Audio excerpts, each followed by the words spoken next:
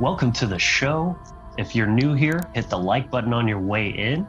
And welcome to the Wizard Factory video podcast, where you subscribe for weekly videos exploring deeper understanding of the universe and ourselves. My name is Logan Hart. And I'm Brian Easterday. And today we are joined by our good friend, Will Keller. Will is a parent. He is a great worker, or an ambassador of truth and objective morality. He ran an entertainment label for over 15 years and featured artists and did music and all that cool stuff. And a very talented gardener as well. Love seeing your pictures on Facebook, man. You grow some like really awesome stuff. So welcome to the show, Will. We're happy to have you, man.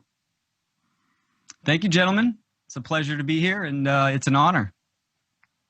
Absolutely. So today's episode is going to be a pretty like laid back, leisurely, just a chat among friends on some cool and relevant topics that we're all very passionate about and have, common interests in. So obviously, first things first, it's not a principle if it doesn't come first. So natural law, that's the foundation of everything at the base of the trivium. So it's where all of your informational processing abilities is based upon. So this is really like our biggest passion, the three of us, and Will has been really working his ass off lately, growing his reach with some new platforms in order to reach new people with this common message that we're talking about. So Will, what is kind of your focus? What's your individual approach to teaching natural law to new people? Absolutely. It's such a all-encompassing category. So I like to bring it down to the basics, right? And and kind of define natural, the word, and law. So, natural being, not man-made, inherent in our reality field, in the universe, and law being, binding conditions that are immutable. And, it's not only the spiritual, it's also the physical laws too. So it's the mother science that, connects us to reality and the universe. So, and there's, correspondences with the human mind, the psyche, and the universe as well. So there's a lot of principles, and I just bring it down to the basics of, it's the underlining perimeters that govern our universe. Yeah, there's a lot that you said in there. I love that you started with, I try to bring it down to the basics, because I think it's this idea of like what I like to refer to as complicated simplicity. Yeah, there's so much there, but you need to be able to simplify it. Like a great teacher isn't based off how much, but the way they're able to actually teach it in a way that they could even teach it to a child, which is something we're going to get into in this episode, as well as, stating the fact that it really is the study of the relation of everything in the universe. This is why, we're pagans or animists. Like this is what animism is. It's the study of nature and observing like how it interacts and how you interact with it, both like on the physical plane and on the metaphysical plane. So yeah, there's nothing you can't get into with it. Exactly. It's universal law. It applies in all cases, in all ways. And that's why it's not only that we recognize it as so pervasive in everything that it should be the priority or the first primary kind of metric of gauging and discerning our reality, but it's understanding that a thing is what it is. It has its tendencies. Those are the natural laws at play there. But then there's how you can interact with that. And that's where you have the freedom. The law is set. You can't change that. But there's the ways in which you can interact with that same thing are infinite. And that's where the freedom comes in. And so again, you're going to be freed by coming to understand those things that you can't change. But then in discovering all the beautiful, playful ways that you can interact with that to produce different experiences that are going to give your consciousness and your soul those experiences that you're craving. Yeah, keep going a little bit. Yeah, the word playful, I think that people should think on that, like in the regards to how they go about interacting with the world. Yeah, and I like that too. Playful and creative, right? I mean, with free will being the random component, and then natural law, the laws of nature being the deterministic component. I mean, you're really, that's a great combination for creation to thrive on. I was explaining it to a buddy too, and without trying to get crazy deep on him and get him lost in the terminology, I was like, well, natural law, it's like if you're playing a football game and you don't know the rules of the game, you're going to be all over the place. So once you understand the rules of the game, then you can utilize that and proceed forward. Right. You don't get good at football or any game by ignoring the rules and just like, oh, well, now I'm free, I can just do whatever I want. You get good by learning the rules so well, you know all the ways to like navigate between them to produce the outcome that you want or that you will, right? Well, yeah, exactly. Yeah. I like that you brought up too the different components where natural law is the deterministic factor, and then free will is it's the fluid factor. So it's the masculine and the feminine, right? They're the guidelines through which it is, but then there's the creative force that you interact with it. It's, it's intelligence. It's, this is, that's the principal gender that we're observing here. Like this, this is what we say. It really is universal law. It's cosmic law that it applies in every situation. And the more you learn each one of these it's not just memorizing them and being able to repeat them. It's integrating them that matters. And when you start to do that, you see the connection between you and everything else. And life becomes such a beautiful thing to observe when you step into that place of awareness. Like, it's like we like to say here, awareness creates choice.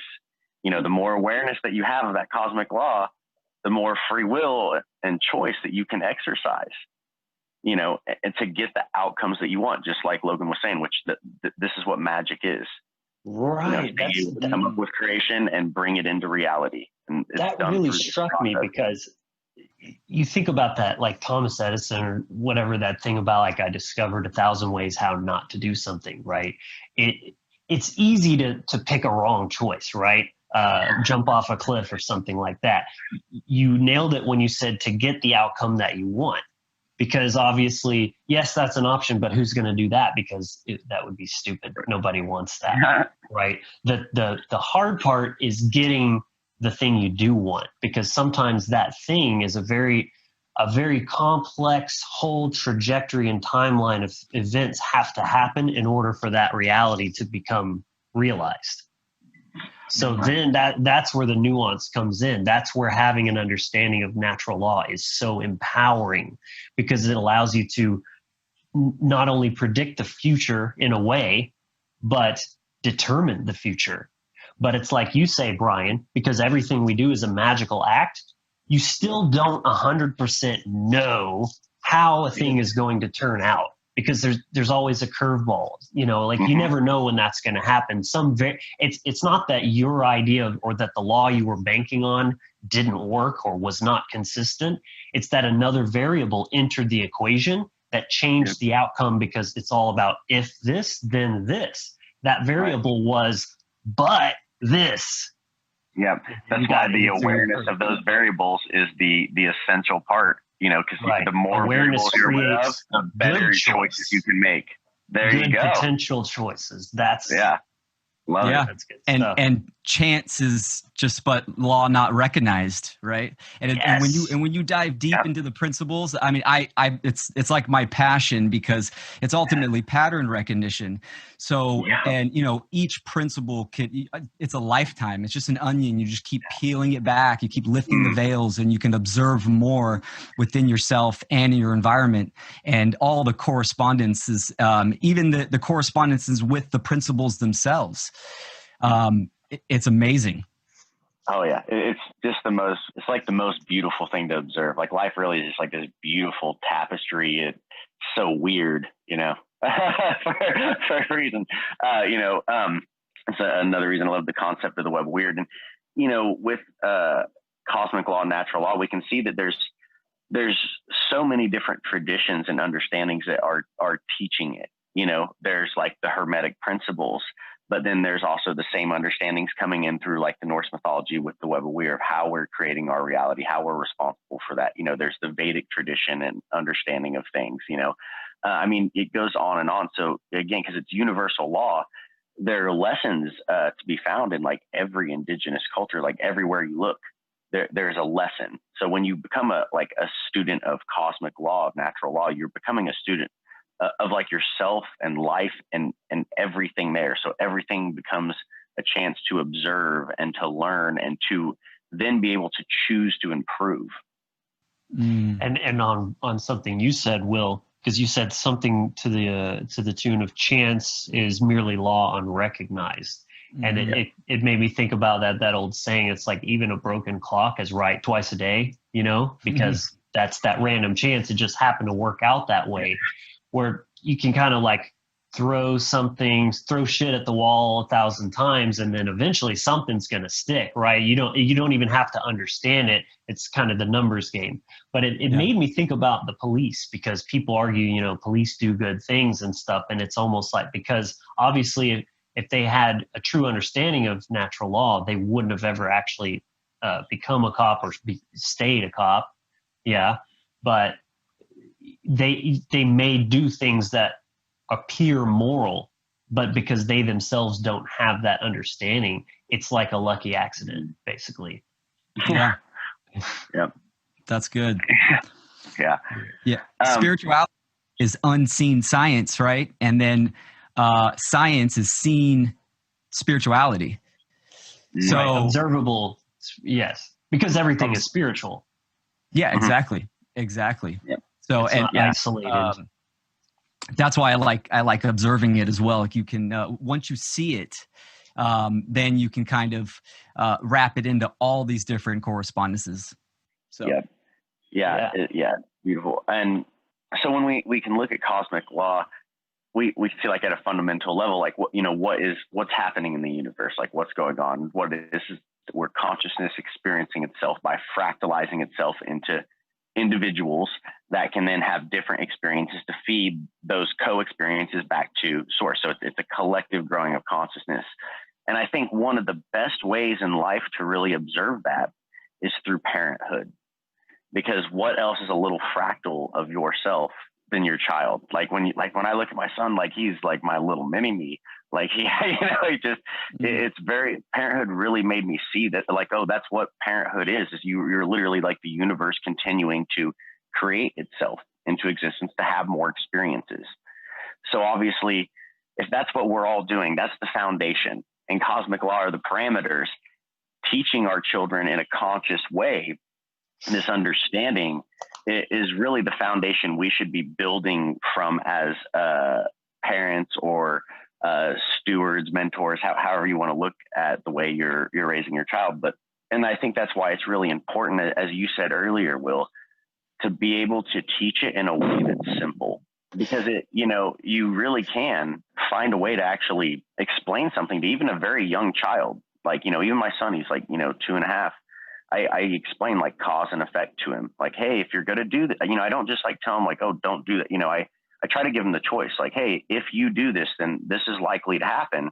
And if he ignores me or whatever, then I just kind of let him have that experience. And then he learns from that, and obviously there's parameters within that. As a parent, you make sure they're not doing anything that they're going to like harm themselves. Mm-hmm. But, when it's like simple little things, that's a great chance for them to have that actual experience of cosmic law to learn directly from. Absolutely, man. I agree with that.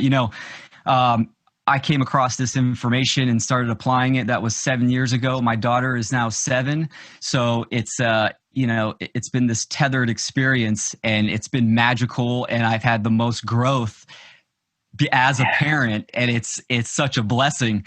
And I love interacting with my mini me, because she's definitely like a split version of me. It's a trip to even, have this experience. But, yeah, you're right. It's not about, telling her what it is. It's kind of guiding. So giving them choices and then talking it out with them for sure. And it has honed in my teaching skills,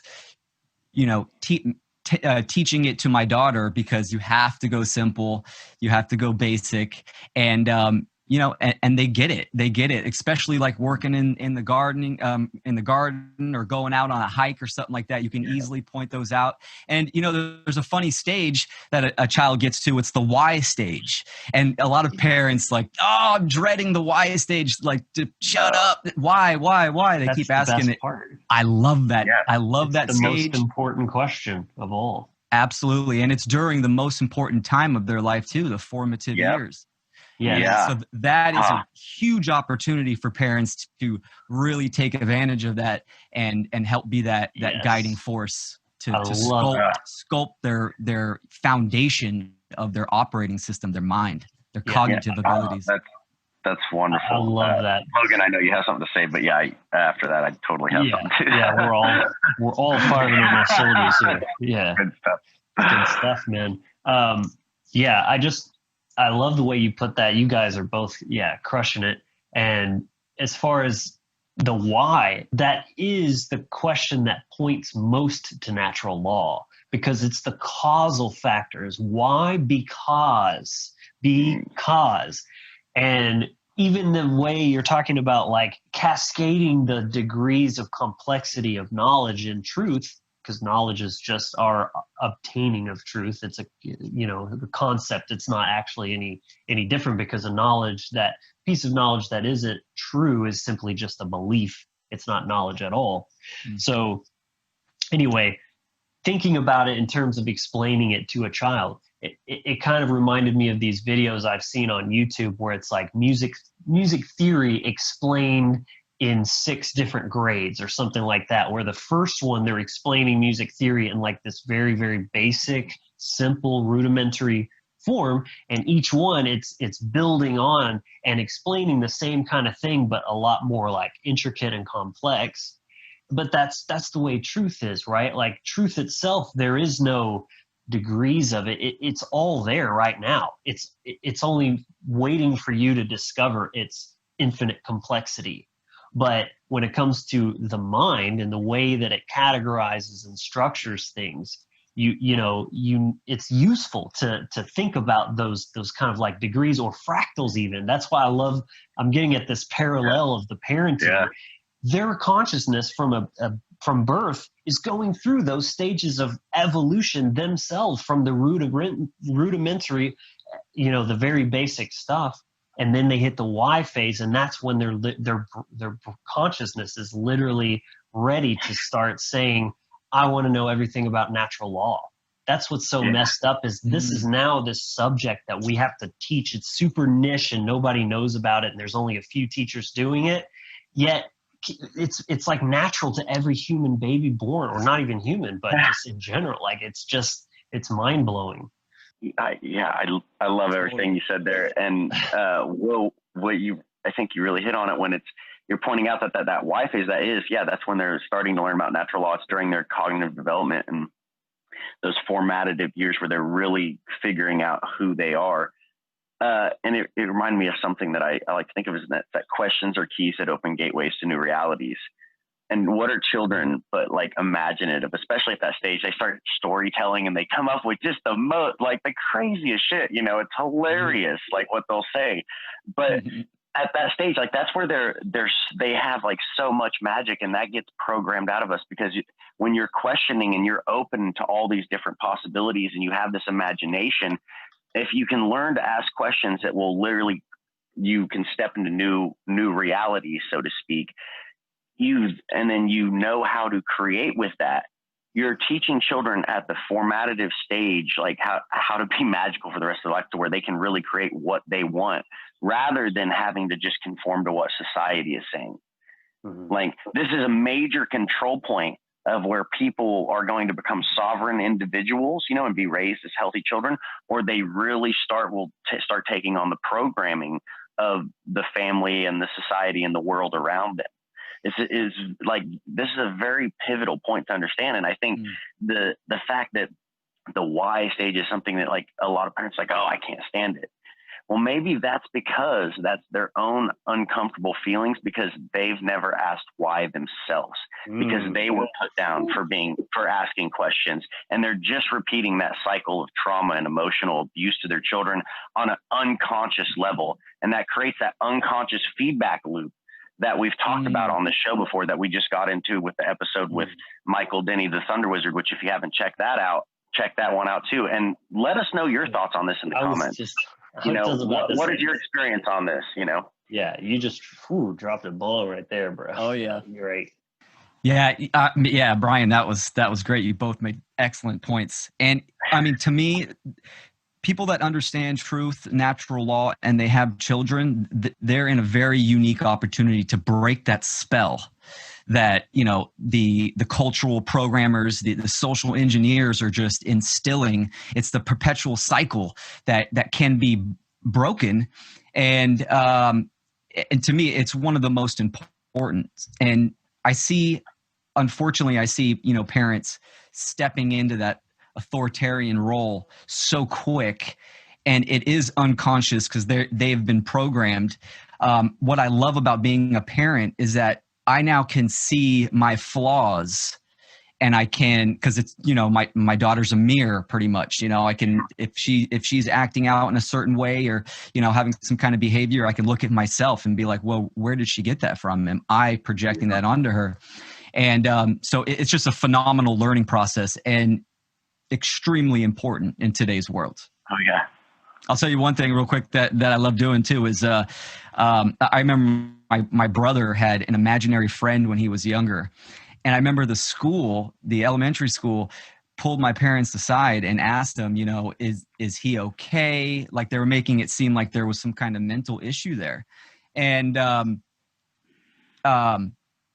my dad and mom, bless them, they kind of brushed off the school.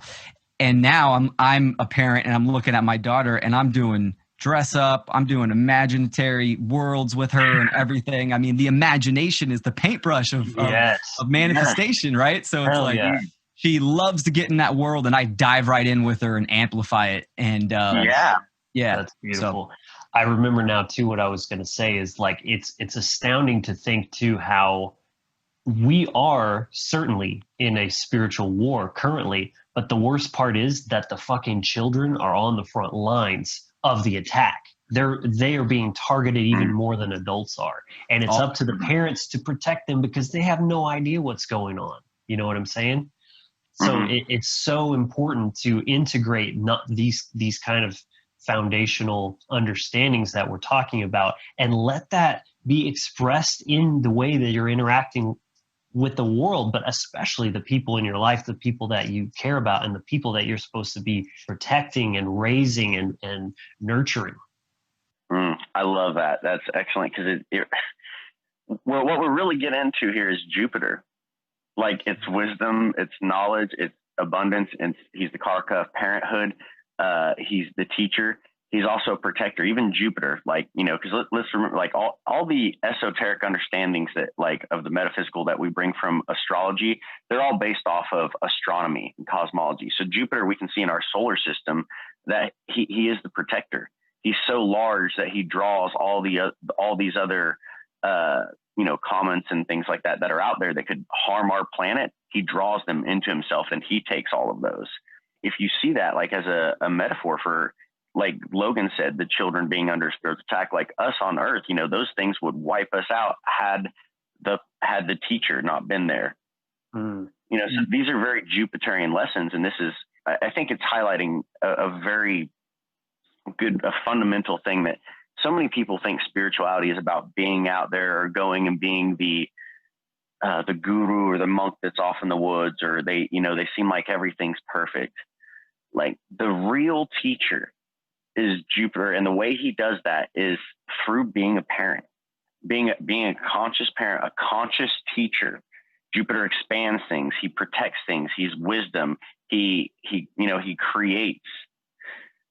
These are all things that, like, as a parent, you're really doing, and running away from the world in some kind of escapism or to pretend that it's all perfect all the time. That's not it. They're like, if you really want to test yourself as a person, be a parent and deal with a toddler who's screaming at you and you're just at the point of exhaustion, and you still can't, like, you don't just get to stop being a parent. Like, that's something you have no fucking choice but to face yourself in that mirror and work on it. Like you're saying, well, they really are the greatest reflection for us to learn from. And it's like the greatest guru out there is like a man who really knows how to be a conscious parent. And he expands knowledge and wisdom and abundance, and he's a protector, and he does all these things that Jupiter does, not only for his children, but everyone else in his life around him. And he's a man that's involved in the world. Like, he realizes it's not going on in the other dimensions. You know, like this is what matters. Like, we're here for a reason. And a man who is focused in that, and he's paying attention to awareness so he can help create better choice for himself and others. That is the real teacher. Damn. Well said, man. Yeah, man. So kind of as an offshoot of this topic, something that we wanted to get into here was co-parenting, which you guys both have more direct experience. I have some indirect experience, but yeah, would you like to get into that one? Oh yeah, that's a whole bag of lessons in itself. I've had it smooth, I can say. But you know, co-parenting, there's one thing that it's going to help you work on yourself as well, because you can't force anything on anybody. So you know what I know I can't force that on my daughter's mother, but I can create those conversations and try to get to that foundation of communication to values, and, you know, explain those. You know, I mean, she won't follow me down the esoteric rabbit holes, but bringing it down to values, because values are so easy to explain, you know, moral values, the basics.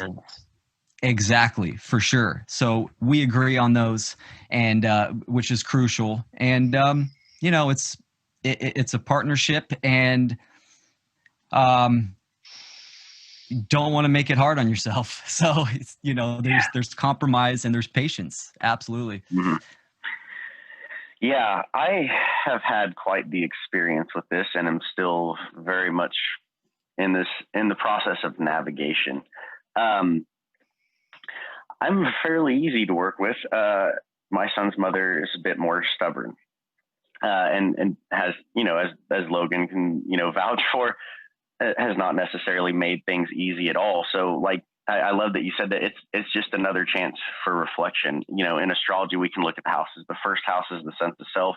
What's directly across from that? The seventh house, the relationships. Our relationships and our interactions in the world are actually what allows us to test ourselves. Like, the self that hasn't interacted with others is an untested self. Mm-hmm. So even a very difficult co-parenting situation like mine, that I could get into all sorts of craziness, but it has not been easy at all. Even with my skills and knowledge and awareness and willing to work, it is a challenge constantly. But that really allows me to test myself. It's these Saturnian lessons that can be very difficult. They feel like you're being crushed, and you like can feel stuck sometimes, but like, that's what makes you have to look at, okay, like, why is this happening? What were the causal factors? Where was cosmic law at play here?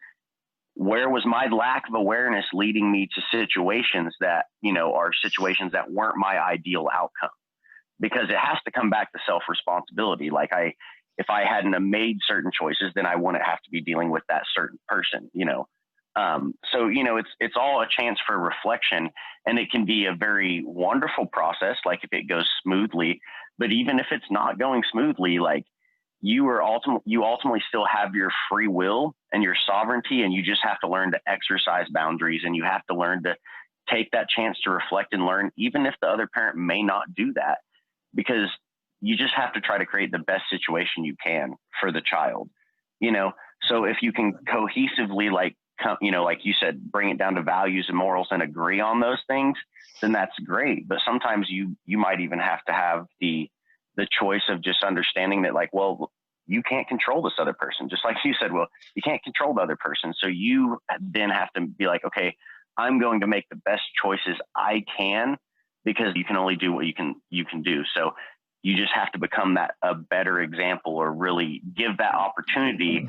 So then that child then has a choice of like, okay, where are my values going to lie? Like, what really makes sense to me?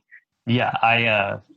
Again, I can offer insight from what I've experienced secondhand, as far as what seems to me that what you just said is really the hardest part about being in that situation, is the fact that you can't control that other person. All you can do is worry about you and what you're doing. But I was just thinking about how, like, okay, in the context of natural law, you have events and people making decisions. There's all these things happening, both from people's direct choices or just things that are happening, like other inanimate objects kind of bouncing off each other. They're creating situations, right? And so what is a situation? Well, it's something that may or may not affect you. If it's a situation, that's your first question. Does it affect me? Is it going to impact me in some kind of way? What you said earlier, Brian, also is that once you're a parent, you don't have that choice. Even if you just run away to the other side of the globe, you're still a parent. You're just a parent that ran away. A shitty one. Yep. Yeah. Yes. So you're in that situation with this other person, regardless of that's unchangeable. That's just a fact now. And so there's certain roles, and because that situation is now like this sort of like team dynamic. Well, we are in this situation, so we are responsible for navigating it. And again, I can't imagine how frustrating that must be to have these certain needs, especially when there's an innocent child is the one that's being affected most of all, even beyond the two of you. And you can only control 50% of that situation there.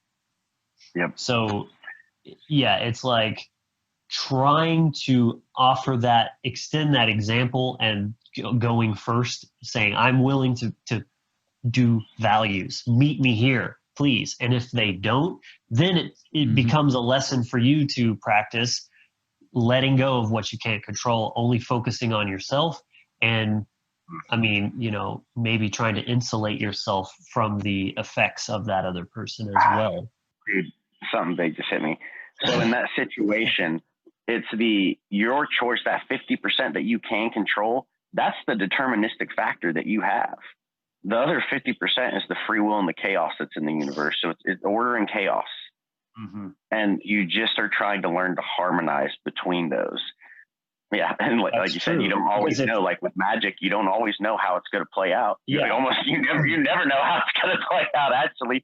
And that's just the thing, is like you have to try to observe, get as much awareness as you can, try to make the best choices you can, continually observe and refine. And that is the process of because your job is the same either way. All you're trying to do is find equilibrium, find homeostasis, find harmony. It's just up to that person how fucking hard they're going to make it for you to do that. Yeah. Are you going to work together to fight the chaos of the universe already? Or is she going to join the chaos and make it just that much harder, and then it's all on you? Yeah, I agree with that. There's a level of knowing, kind of how to protect yourself and your energy, not getting triggered off of, petty anger or letting the ego get the best of you. So, leading by example and, trying to engage into communication as best as possible. Yeah, I mean, it can be a tough road for people. So, right. And this obviously goes for men or women. This happens on both sides of the fence. We're not trying to make it about any one gender or anything like that. And I've observed a lot. This happened to very close friends of mine, where their partner is literally using like the kids as an emotional weapon to just stab the dagger in and twist it over and over. Because again, it's like a true narcissist is going to identify and exploit that fact that you said, Brian, that you don't have a choice to be a parent now. They can take that thing that you can't get away from, and that's them twisting the knife every single time. If they want to move out of the county unexpectedly and keep you from seeing them, or all that type of stuff, this stuff goes on all the time. And to me, it's just some of the most abhorrent behavior. And I've never even had to I've never had to feel that myself, and I still feel that way. That is just awful to use a child as a weapon against somebody because you're that much of a psychopath. It's a very like terrible place to like get put in, or like as a position, like as a father, because you want to be that protector, like in things, and like it just sometimes, like I said, you can just only do what you can do and like keep trying and then learn healthy boundaries and learn how to try to navigate that situation as best as possible. But that is not something that is done overnight. And yeah, being put in that kind of position where you think your kids might get taken from you, or, you know, whatever it is, like they might threaten to put you in jail, or, you know, they might break any number of fucking things, you know, it fucking sucks to be put there, like, and you can feel very stuck. Like, that's why I was mentioning, like, these are very Saturnian lessons, but, you know, guess who's a bringer of natural law and karmas and things? It's Saturn.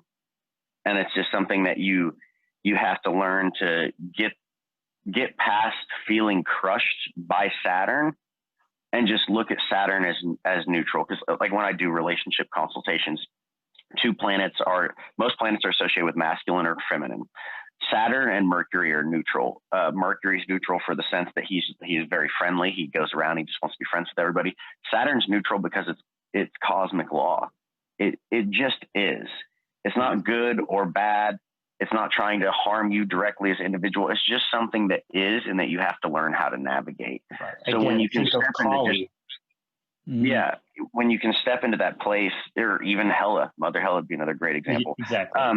You know, you step into this place of just learning that, like, okay, yep, this fucking sucks sometimes, and I just have to do the best I fucking can because there's something that's more important than me, because I understand how important the developmental phase is of that young child, and that, like, if they get crushed, like, by, you know, like, it's so hard for them to have to undo that damage. Like, you know, many of us, like, we didn't come to this information through an easy experience.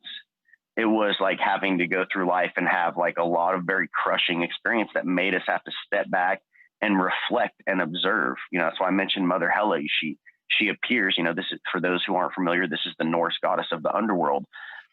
She appears sometimes like as a half beautiful maiden, half skeleton, depending on like what you are, you know, or what you have to reflect back. You know, she's just a mirror. She just reflects back both your darkness and your light. And these situations, these Saturnian lessons, she's associated with Saturn, that's what they do, is they reflect back both the light and the dark, so you can observe it, become aware, and then continue to try to make better and better choices. And yeah, it's, you know, parenthood could be a very wonderful, beautiful experience. And it's also the thing that like will test you as an individual the most. Because you're dealing with teaching a young child, you're dealing with another person trying to raise that child. There's a lot of variables that go into it that you have to learn how to navigate through. I will say this on a positive note as well, but, you know, it all comes to the surface. At the core, you're a parent, you know, teaching your child. When that child grows up, any kind of, you know, negative karma will come to the surface and be seen. So your impact on your child will definitely, in the long run, have a benefit to his or her development. Yep. And, you know, if the other parent is creating turmoil, I think that will be seen by the child eventually and through growth. Yep. So, yeah, absolutely. And it ties in perfectly with Saturn, because Saturn, you know, it takes a long time to move. So those lessons take a while, but eventually when it comes, it's there and it stays there. Right. It's like when gravity gets harder, your legs just get more muscular. Like you respond to it in that way, and then you have that strength that you're carrying because of that. Yeah, exactly. So you know, it's an experience that teaches you a lot about yourself. to be short. So the next thing we wanted to kind of get into here, because Will, you know, you're very active. You're out there doing stuff. You're you know, making content. You're connecting with people. So we wanted to discuss, you know, this concept of network, to cooperate and to communicate, to reach more people, and then potentially like discuss this new network coming out called the One Great Work Network as well. So like currently what are you most working on in terms of networking? Yeah, networking is a crucial category for people to be in, right? I mean, we're trying to have unity consciousness, people on the same level of, truth and morality. So why not start in our smaller circles with people that understand this information? So I've reached out to a lot of people and did some interviews, and I have, conversations, and we have, Zoom meetings and stuff. And it's great to connect with like-minded individuals and help each other's causes, because ultimately, we're at a spiritual war and we're on the same team. So networking is crucial. And that's something that takes me back to my, my entertainment label days when I was a musician. It was all about networking. If you wanted to get into the clubs, you better talk to the owners and build those relationships and stuff like that. It was just on a different type of scene. But I'm working on a website, willtelltruth.com, and then ultimately it's just a series of videos teaching natural law and objective morality. But making those connections with people is great, just to unify. Yeah, I like that networking comes up, because in astrology we can see that that's associated with the Aquarian energy, which is originally like from the 11th house. The 11th house is also known as the house of gains. So whether you're doing business or you have some kind of a goal to achieve, there's something you want to gain, networking, that's very much a part that like can help you achieve that, because then you're bringing in more minds than just yourself. So as the 11th house also deals with like bettering society, like actually learning all the hard lessons of the 10th house of like Capricorn, which is ruled by Saturn. And then you get the better lessons of Saturn, which is the Aquarian energy, where you start to, okay, this is how things are. We realize that, if we want a better world, we have to not only recognize that we're sovereign as individuals and have to work hard to achieve that, but we have to start networking with others and continuing to spread that awareness. And it's through that society that we all really gain, that society is then improved. It's also associated with science, like with learning, all these kind of things that what natural law is. It's science. You're practicing, you're observing, and then seeing what happens. You're coming to know. These are definitely areas, that anybody should really focus on, are all these kind of 11th house areas. I think those in the truth community, this is what we need to realize that we're doing. This is where we need to put our focus on, because we all have something we're trying to gain, and it's freedom, right? So that's done through making the right connections, through actually trying to do things that are going to better the world. So we're taking ourselves out of the place of just thinking about the individual, and we're expanding in. Like I said earlier, the self without interacting with others is the untested self. Like this is our chance to actually go out and test ourselves and see what results we produce from that. Excellent. So Will, tell the viewers, what is the One Great Work Network, this new one that's about to be launched soon? Yeah, the One Great Work Network, hosted by Mark Passio, the one and only, and oneonearthishappening.com. So this network is it's an umbrella of content creators that can come, and pretty much what it is people putting out content that focuses on the cause. There's a lot of people that are focused on the symptoms, 5G, chemtrails. I mean, you can go down all these rabbit holes and still relevant, but it's the symptoms. So One Great Work Network is a network about the causal factors, and it's gonna be great, man. Mark's really making it efficient and easy to use, and it's a platform for people to get their content out there, and I think it's gonna do well. That's a really great way to explain that it's that's a good way to kind of put that in terms of the focus. It's a platform of content creators that are putting out stuff that's trying to present the same message. Here's the cause of the problems, the most fundamental, deepest rooted cause of everything, that everybody's aware of those symptoms happening. But teaching it in their own individual way, in their own, singing their own song, if you will.